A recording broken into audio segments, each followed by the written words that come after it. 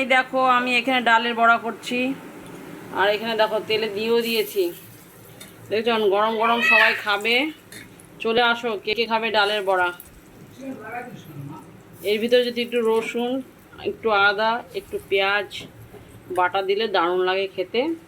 যেহেতু আজকে নিরামিষ, সিম্পল শুধু কাঁচা লঙ্কা দিয়ে ডালটাকে বেটেছি। আর কী ডাল বলে দিচ্ছি, মটরের ডাল।